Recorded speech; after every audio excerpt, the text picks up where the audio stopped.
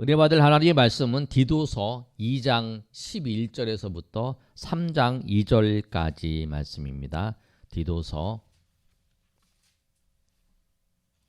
2장 11절에서부터 3장 2절까지 말씀, 우리 한 절씩 우리 교독하겠습니다. 모든 사람에게 구원을 주시는 하나님의 은혜가 나타나 우리를 양육하시되 경건하지 않은 것과 이 세상 정욕을 다 버리고 신중함과 의로움과 경건함으로 이 세상에 살고 복스러운 소망과 우리의 크신 하나님 구주 예수 그리스도의 영광이 나타나심을 기다리게 하셨으니 그가 우리를 대신하여 자신을 주심은 모든 불법에서 우리를 속량하시고 우리를 깨끗하게 하사 선한 일을 열심히 하는 자기 백성이 되게 하려 하심이라. 너는 이것을 말하고 권면하여 모든 권유로 책망하여 누구에게든지 업신여김을 받지 말라. 너는 그들로 하여금 통치자들과 권세 잡은 자들에게 복종하며 순종하며 모든 선한 일을 행하기를 준비하게 하며 2절 다 같이 읽습니다. 아무도 비방하지 말며 다투지 말며 관용하며 범사의 온유함을 모든 사람에게 나타낼 것을 기억하게 하라. 아멘. 디도서는 바울 사도가 그레데 섬에 그 디도를 목회자로 보냈어요. 그런데 이 그레데 섬이 어떤 섬이냐면 문제가 많은 섬이었어요. 어떤 문제냐면 바울 사도가 복음을 전하면 꼭 율법 교사들이 교회에 들어온 예수 믿는다고 하면서 율법을 지켜야만이 구원을 받는다고 하는 율법 교사들이 있었습니다. 그들이 항상 바울 사도가 가고 난 다음에 복음에 대해서 흐려놓는 거예요. 진리를 어둡게 하고 그들로 하여금 복음의 참 진리와 은혜 가운데 거하지 못하게 한 거예요. 그런데 이 그레데 사람들의 속성이 어떠냐면 1장 12절에 그레데 사람들에 대해서 그레데의 선지자 중에 한 사람이 이런 말을 했습니다. 1장 12절의 말씀을 보면 그레데인 중에 어떤 선지자가 말하되, 그레데의 선지자들이 말한 거죠. 그레데인들은 항상 거짓말장이이며 악한 짐승이며 배만 유하는 게으름뱅이다. 그런 얘기를 했어요. 이 사람들은 거짓말쟁이고 악한 짐승이고 배만 유하는 게으름뱅이다. 그랬는데 바울이 뭐라고 했냐면 13절에 이렇게 말씀하고 있어요. 그 선지자가 얘기한 거 아니야. 그 거짓말이야. 그 잘못된 말이다. 이렇게 얘기되는데 바울 사도가 뭐라고 했냐면 13절에 이 측언이 참되도다. 그러므로 내가 그들을 엄히 꾸짖으라. 이는 그들로 하여금 믿음을 온전하게 해야 된다. 그리고 이제 14절에 유대인의 허탄한 이야기와 진리를 배반하는 사람들의 명령을 따르지 않게 하려 합니다. 이렇게 말씀하는 거예요. 그 유대인의 허탄한 이야기와 그 율법 교사들의 이야기를 따라서 복음의 자리에서 자꾸 멀어져 가고 있는 그들을 꾸짖으시면서 그게 한 말씀이에요. 그러면서 그 이야기를 다 하고 그 다음에 이제 진리에서 벗어나는 것에 대해서 설명을 쫙 해주고 그 다음에 남은 일이 뭐냐면 그 남은 일이 그거죠. 그 다음에 지도자를 세우는 거예요. 한 명의 지도자를 지난번도 말씀드린 것처럼 한 명의 지도자를 세우는 것에 따라서 그 곳이 달라지는 거예요. 미국의 무디를 통해서 미국의 부흥의 역사가 일어난 거죠. 한 사람의 정말 믿음 있는 사람, 정말 믿음으로 살아가는 그 한 사람을 통해서 주님은 오늘도 일하시고 주님은 오늘도 함께 하시고 주님의 그 영광과 주님의 일을 나타내십니다. 아멘. 그래서 우리가 한 사람을 정말 그 한 사람이 중요한 거예요. 그 믿음의 한 사람이 중요한 거예요. 노아라는 그 믿음의 한 사람을 통해서 아브라함이라는 그 믿음의 한 사람을 통해서 하나님께서 그를 이루어 나가시는 거죠. 그러면서 오늘 이 디도서를 말씀하신 그 바울 사도가 오늘 11절에 이렇게 말씀하고 있습니다. 모든 사람에게 구원을 주시는 하나님의 은혜가 나타나. 하나님의 은혜가 나타나서 그 은혜로 우리를 양육시킨다는 거예요. 하나님, 구원을 주시는 하나님의 은혜. 그 하나님의 은혜가 나타나서 우리를 양육시키는 거예요. 우리를 예수를 믿었고 하나님의 은혜를 아는 사람, 그 아는 사람들, 그런 사람들이 그 믿음으로 그 복음을 알고 그 복음의 은혜를 깨닫고 하는 것이 양육이야. 내가 정말 하나님의 은혜를 아나.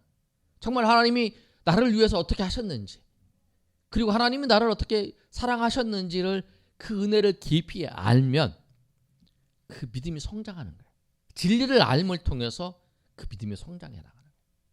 진리를 그냥 지식으로 아는 게 아니에요. 지식으로 아는 게 내가 인격적으로 주님을, 그리고 우리 그런 이야기를 많이 듣잖아요.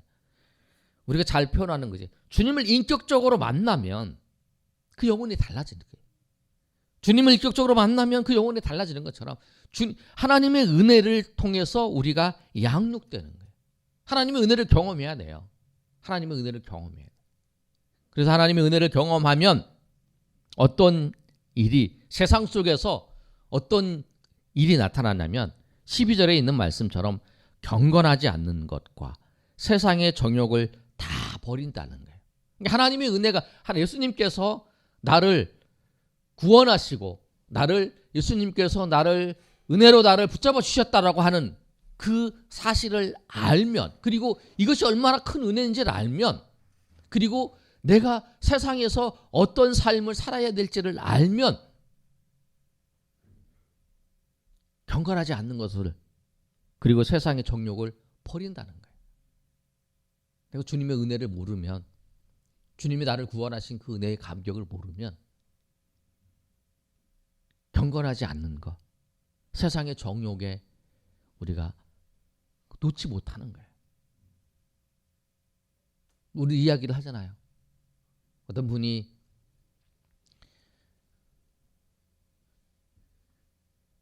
아까 뭐 그런 얘기잖아요. 알코올 없는 거를 마시는 것도 그 음주다, 이런 얘기를 하잖아요.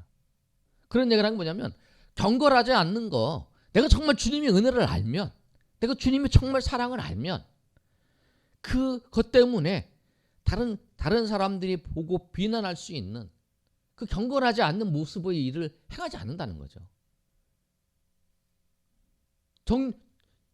정욕을 취하지 않는다는 거예요. 은혜를 알면 그렇다는 거예요. 그래서 내가 제일 먼저 내가 그 경건하지 않고 세상의 정욕을 버리지 못한 그 모습들이 있다면 정말 내가 하나님의 은혜를 알고 있는가? 내가 하나님의 은혜를 더 깊이 깨닫게 해달라고, 하나님의 은혜를 베풀어 달라고, 하나님 나에게 함께 해달라고, 그렇게 하면서 주님 앞에 나아가야 돼. 그리고 주님의 은혜를 내가 알아야만이 그걸 다 버리는 거예요. 그리고 난 다음에 우리가 은혜를 안 사람들 어떤 모습이 세상에다 갖느냐면 신중함과 의로움과 경건함으로 이 세상을 살아가는 거예요. 신중함이 뭐냐면 자제를 하면서 살아가는 거예요. 의로움과 경건함으로 살아요. 경건치 않는 것, 근데 우리가 경건함으로 살아가요. 그러니까 주님이 정말 경건한 모습으로, 외식적인 모습이 아니에요. 겉모습만 건건하고 안에는 썩어 있는 모습이 아니라 경건한 모습. 그 다음에 의로운, 그 노아를 의롭다 여겼던 것처럼 그렇게 우리를 그렇게 살아가는 거예요. 그리고 신중하게 살아가요. 신중하게 행동을 자제하면서 절제하면서 내가 그걸 다 할 수 있어. 그렇지만 이 행동이 내가 자유를 누리기 위한 이 행동이 저 사람에게 믿음의 자리에서 후퇴할 수 있기 때문에 내가 그 행동을 안 하는 거죠. 내가 말 한마디 표현하는 것이 저 사람의 믿음의 자리에서 후퇴할 수 있다고 생각하기 때문에, 쉽게 얘기하면 실족할 수 있다고 생각하기 때문에 그 행동을 안 하는 거죠. 혹시 내가 이 행동을 한 것이 저 사람이 실족할까? 그게 절제하고 자제하는 거죠. 그것이 우리가 이 세상 살면서 우리가 해내는, 버려야 될 거, 경건하지 않는 거, 그 다음과 이 세상의 정욕을 다 버리고 신중하고 의로움과 경건함으로 이 세상을 살아가는 거예요. 그러면서 우리가 바라봐야 될 것이 뭐냐면, 우리가 이 세상에 소망을 두고 살아가는 게 아니에요. 우리가 이 세상에서 단지 그 신중함과 의로움과 경건함을 우리가 보여주면서 살아가는 자지만, 우리가 무엇을 바라보고 살아가냐면 13절 말씀이에요. 우리 13절 말씀 다 같이 읽어볼까요? 시작. 복스러운 소망과 우리의 크신 하나님 구주 예수 그리스도의 영광이 나타나심을 기다리게 하셨나요? 우리가 바라봐야 될 건 뭐냐면 복스러운 소망이라는 거예요. 소망. 우리의 소망을 어디다 두고 있냐는 거죠. 우리 소망은 여기에 소망을 두는 게 아니에요. 여기는 다 없어져 버릴 거예요. 없어져 버릴 것에서 소망을 두는 게 아니라 예수 그리스도의 나타나심을 우리가 기다리는 거예요. 우리 소망이 거기 있어요. 주님이 나타나시는 거. 주님이 나타나셔서 그 천국을 이루시고, 그 우리가 하나님의 백성으로서 그 천국에서 살아갈 그 날을 우리가 기다리는 거예요. 우리가 그러잖아요. 예전에서 봤을 때 그 돈을 막 모으는 이유가 뭐예요? 내가 전세를 저 집에 들어가기 위해서, 내가 저 집을 사는 거, 저 집에 들어가기 위해서 그렇게 하는 거잖아요. 거기에서 그래서 여기서 우리가 그 벌기 위해서 열심히 수고하고 애쓰고 땀 흘리면서 새벽부터 열심히 하는 이유가 그거잖아요. 옛날 어른들이 그랬잖아요. 그냥 우리는 그것처럼 우리는 이 땅에 소망 두는 게 아니고 저 하나님 나라에 들어갈 것을 생각하면서 이 땅에서 열심히 수고하고 애쓰고 열심히 오늘 말씀처럼 신중하고 그 다음에 의롭고 경건한 모습으로 우리가 살아가는 그게 하나님의 백성으로 우리에게 나타나는, 여러분이 정말 가지고 있는 소망이 무엇입니까? 복스러운 소망, 예수 그리스도에 나타나실 것을 우리가 기다리면서 주님이 당장 재림하실 것뿐만 아니라 하나님이 우리의 삶에 임재하실 것, 우리의 사역에, 우리 가정에, 또 우리의 그 교회에 주님이 임재하시는 것, 주님이 나타나셔서 주님이 일하시는 것, 그 주님의 영광스러움이 나타나는 그것을 기다리면서 우리가 오늘도 살아가는 거죠. 주님이 이 일을 통해서 영광 받으실 것을 기대하면서 오늘도 살아가는 거예요. 그것이 우리의 소망이고, 또 우리가 하나님 앞에서 그것을 기다리는 그 우리의 믿음의 자세라는 거예요. 그러니까 우리가 이 땅에 살면서 경건하지 않는 것, 정욕적인 걸 다 버리고 신중함과 경건함과 의로움을 가지고 살면서 그 하나님의 나라를 우리가 바라보는 거예요. 그런데 그렇게 할 수 있었던 그 이유가 뭐냐면 14절의 말씀이에요. 우리가 그런 소망을 가지고 살 수 있게 된 그 배경에 대해서 말씀하는 거예요. 그것이 뭐냐면 14절에 그가 우리를 대신하여 자신을 주심은 모든 불법에서 우리를 속량하시고 우리를 깨끗하게 하사 선한 일을 열심히 하는 자기 백성이 되게 하려 하심이다 라고 말씀하고 있어요. 아멘. 예수님께서 우리를 죄에서 우리를 구원하신 그 이유, 모든 불법에서 우리를 속량하신 그 이유가 뭐냐면 우리를 깨끗하게 하시는, 그래서 우리로 하여금 무슨 일을, 선한 일을 열심히 하는 자기 백성이 되게 하려 하십니다. 옛날에 개혁성경에 친백성이 되게 하려 하십니다 그랬잖아요. 선한 일을 열심히 하는 하나님의 예수 그리스도의 백성이 되게 하시기 위해서 예수님께서 무엇을 하셨냐면 우리를 구원하셨다. 그러니까 우리가 잘 생각해야 돼요. 예수님 우리를 구원하신 이유가 우리를 십자가에서 죽으셔서 우리를 구원하셨는데 그 구원하시는 거냐? 우리를 천국에 들어가게 하시기 위해서 우리를 구원하셨어요. 우리가 영원한 지옥에서 살지 않고 영원한 천국에서 살게 하시기 위해서 우리를 구원하셨어요. 그런데 그거는 우리가 죽어서 천국에 갈 거, 그것을 말씀하고 있는 거죠. 그러나 이 세상에서 이 땅에 살면서 주님께서 우리를 구원하신 목적이 뭐냐면 오늘 분명히 말씀하고 있는 거예요. 선한 일을 열심히 하는 자기 백성을 삼기 위해서 그랬다는 거예요. 나는 예수님 나를 구원하셨어. 나는 천국 백성이야. 난 천국의 소망을 가지고 살아. 예수님이 재림하실 것을 나타내며 살아.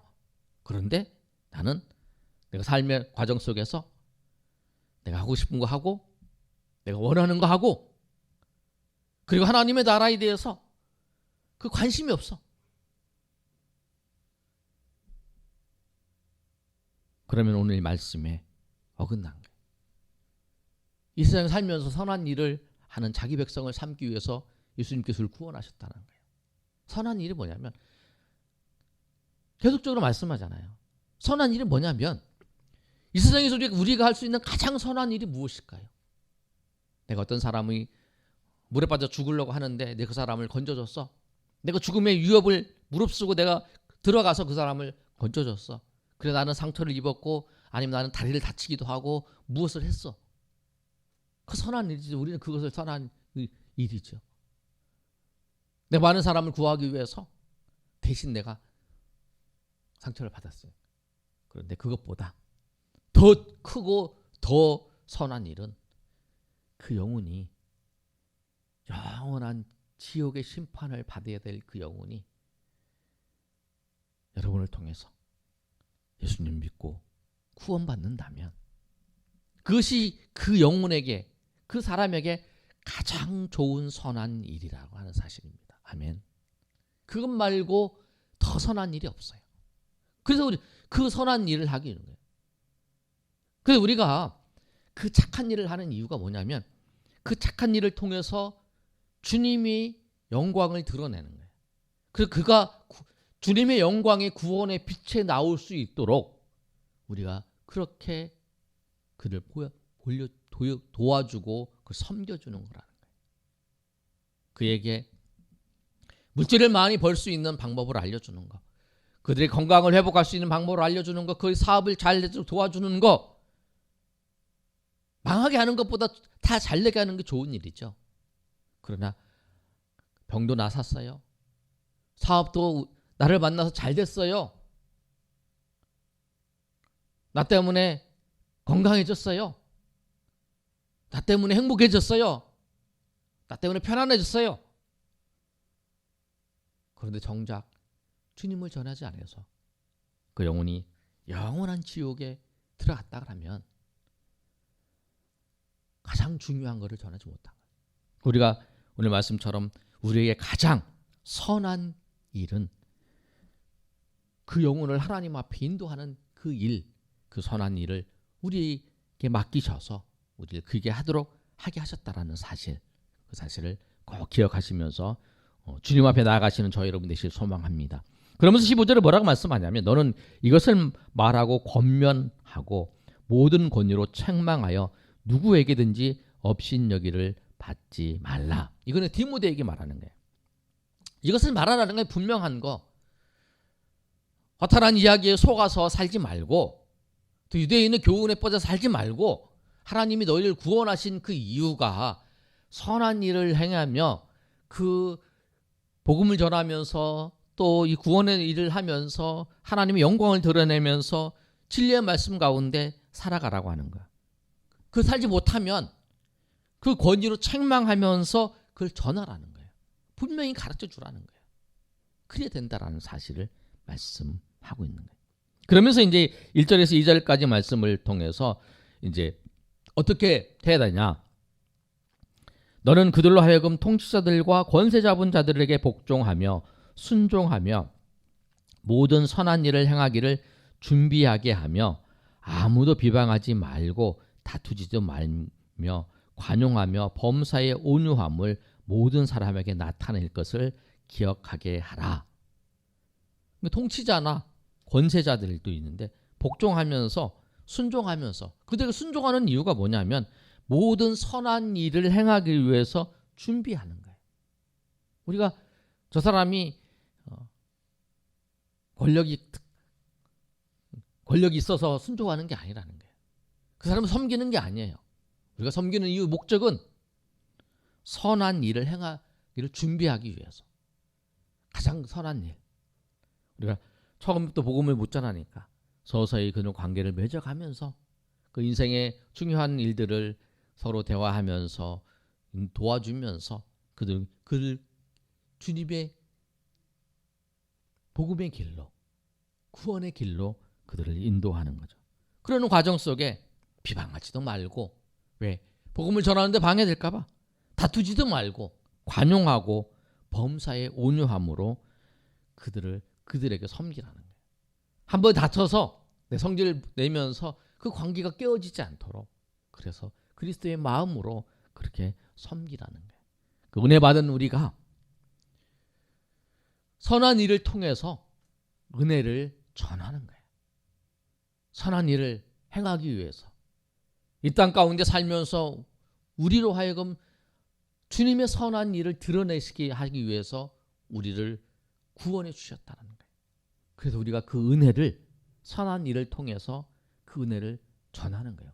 나를 통해서 흘려 보내는 거라는 사실을 우리가 꼭 기억하시면서 선한 일을 통해서 주님께서 우리에게 주신 은혜를, 또 주님께서 우리에게 베풀어 주신 그 사랑을 선한 일을 통해서 우리가 증거하며 우리가 전하면서 주의 사랑과 주의 은혜를 전하며 나아가시는 저 여러분이 되시기를 예수님의 이름으로 축원합니다. 아멘.